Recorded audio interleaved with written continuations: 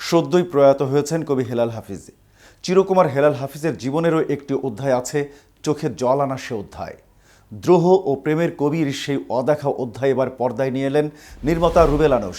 নির্মাণ করেছেন নাটক কি যেন ভুলিতে চেয়েছিলাম। কিন্তু কি আছে এই নাটকে? এর মাধ্যমে মূলত কবি হেলাল হাফিজের জীবনের কোন কাহিনীকে জীবন্ত করে তোলা হয়েছে এবং আলোচিত এই নাটকটিতে অভিনয় করেছেন কোন কোন তারকা, এসব নিয়েই থাকছে আজকের প্রতিবেদন এবং আপনাদের সঙ্গে আছে আমি মোহাম্মদ শাহনেওয়াজ কামাল।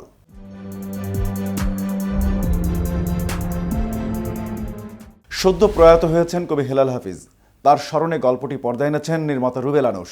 কি যেন ভুলিতে চেয়েছিলাম নাটকে হেলাল হাফিজের চরিত্রে অভিনয় করেছেন জুনায়েদ আহমেদ বগদাদি ও কবির প্রেমিকার চরিত্রে অভিনয় করেছেন তন্নি মাহমিদা ত্রিনা।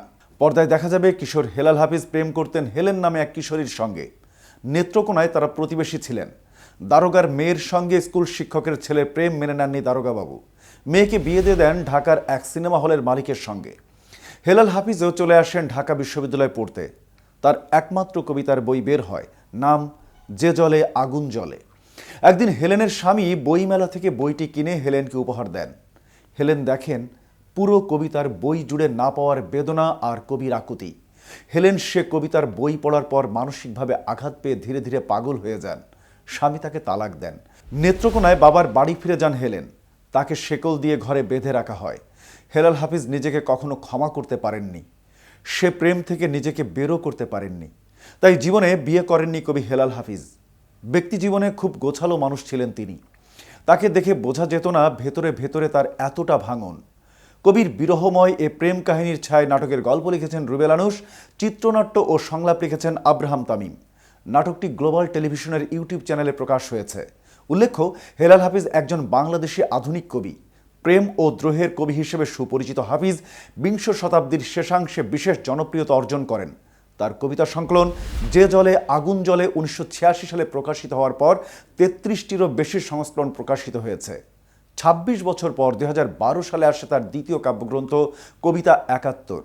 তার অন্যতম জনপ্রিয় কবিতা নিষিদ্ধ সম্পাদকীয়ে কবিতার দুটি পংক্তি, এখন যৌবন যার মিছিলে যাবার তার শ্রেষ্ঠ সময়, এখন যৌবন যার যুদ্ধে যাবার তার শ্রেষ্ঠ সময়, বাংলাদেশের কবিতামোদী ও সাধারণ পাঠকের মুখে মুখে উচ্চারিত হয়ে থাকে। তিনি সাংবাদিক ও সাহিত্য সম্পাদক হিসেবে বিভিন্ন পত্রপত্রিকায় কাজ করেছেন। ঢাকা বিশ্ববিদ্যালয়ের ছাত্রাবস্থায় 1972 সালে তিনি তৎকালীন জাতীয় সংবাদপত্র দৈনিক পূর্বদেশে সাংবাদিকতায় যোগদান করেন। 1975 সাল পর্যন্ত তিনি ছিলেন দৈনিক পূর্বদেশের সাহিত্য সম্পাদক। 1976 সালের শেষ দিকে তিনি দৈনিক দেশ পত্রিকার সাহিত্য সম্পাদক পদে যোগদান করেন। তিনি দীর্ঘদিন দৈনিক যুগান্তরের সাহিত্য সম্পাদক হিসেবে কর্মরত ছিলেন। 2013 খ্রিস্টাব্দে তিনি বাংলা একাডেমি পুরস্কারে ভূষিত হন। এই ছিল এখনকার মতো। পরবর্তী ভিডিও দেখার আমন্ত্রণ জানিয়ে এখানে শেষ করছি। এতক্ষণ কেটিভির সাথে থাকার জন্য ধন্যবাদ।